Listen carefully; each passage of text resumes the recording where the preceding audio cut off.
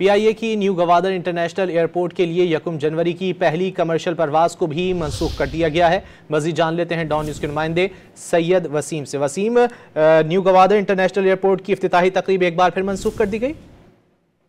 जी बिल्कुल, जो है वो ये एक बार फिर मुलतवी कर दी गई है और इस तरीके से पाकिस्तान एयरपोर्ट अथॉरिटी ने तीसरी बार न्यू गवादर इंटरनेशनल एयरपोर्ट की इफ्तिताही तकरीब जो है वो मनसूख की है।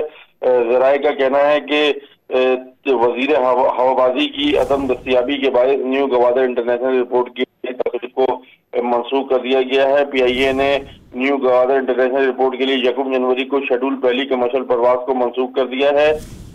इस एयरपोर्ट को 1 जनवरी को जो है वो इधर जिसे जो ऑपरेशनल परवाजें हैं उसके लिए आगाज किया जाना था, तहम जराये बताते हैं कि वजीर हवाबाजी की अदम दस्तियाबी के बायस न्यू गवादर इंटरनेशनल एयरपोर्ट की जो इफ्तिताही तकरीब है उसको मनसूख कर दिया गया है और 1 जनवरी से जो पहली कमर्शियल परवाज है उसको मनसूख किया गया है। जी बहुत शुक्रिया सैयद वसीम इन तफसीलात के लिए।